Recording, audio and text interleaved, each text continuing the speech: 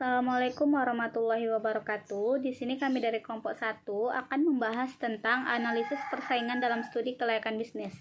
Di sini saya akan menjelaskan materi pertama, Fauzatul Andri. Materi kedua akan dijelaskan oleh Rika Arianti, yang ketiga oleh Ferol, yang keempat oleh Arjuni, yang kelima Vera, dan yang terakhir Abdan. Di sini saya akan membahas tentang ancaman masuk pendatang baru. Perusahaan sebagai pendatang baru akan menimbulkan sejumlah implikasi bagi perusahaan yang sudah ada. Implikasi tersebut misalnya adalah kapasitas menjadi bertambah, terjadinya perebutan pangsa pasar, serta perebutan sumber daya produksi yang terbatas.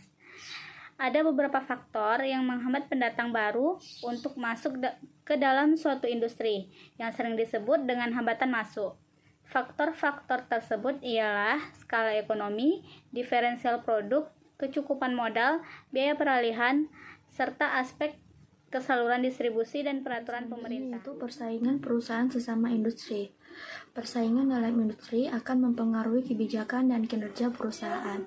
Dalam situasi persaingan yang oligopoli akan mempengaruhi pasar, sedangkan pada pasar persaingan sempurna biasanya akan memaksa perusahaan menjadi followers untuk dalam hal harga produk. Materi selanjutnya tentang faktor-faktor yang mempengaruhi persaingan. Menurut Michael Porter dalam UMAR 2011, yang ada 5. Yang pertama ialah jumlah kompetitor atau persaingan. Sudah tentu akan mempengaruhi tingkat persaingan kompetitor, hendaknya dilihat dari beberapa sisi, seperti jumlah, ukuran, dan kekuatannya. Yang kedua ialah pertumbuhan industri yang besar.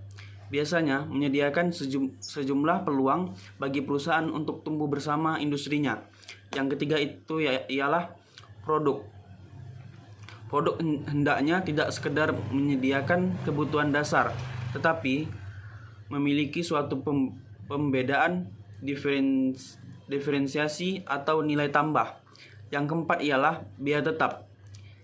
Biaya tetap yang besar pada jenis industri yang mempunyai total biaya tetap besar, perusahaan hendaknya beroperasi pada skala ekonomi yang tinggi. Akibatnya adalah perusahaan yang kadangkala terpaksa menjual produk di bawah biaya produksi. Kapasitas yang kelima ialah kapasitas. Kapasitas selalu berkolerasi dengan biaya produksi per unit. Produksi pada kapasitas tinggi diperlukan untuk menjaga efisiensi biaya per unit. Penambahan fasilitas produksi berproduksi pada tingkat yang maksimal.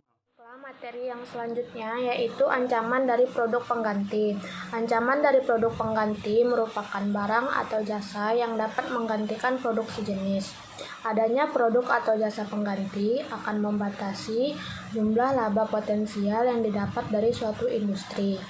Makin menarik alternatif harga yang ditawarkan oleh produk pengganti, makin ketat pembatasan laba dari suatu industri. Sehingga dengan semakin banyak keragam barang dan jasa, terciptanya produk pengganti juga mempengaruhi pendapatan bagi perusahaan. Hal ini berkaitan dengan apakah konsumen memiliki pilihan lain terhadap produk yang ada. Materi selanjutnya yaitu kekuatan tawar-menawar pembeli. Daya tawar pembeli pada industri berperan dalam menekan harga untuk turun dan memberikan penawaran dalam hal peningkatan kualitas dan layanan lebih, dan membuat kompetitor saling bersaing satu sama lain. Hal ini berkaitan dengan kemampuan konsumen dalam mempengaruhi harga jual barang sehingga menjadi lebih rendah. Selanjutnya, kekuatan tawar-menawar pemasok.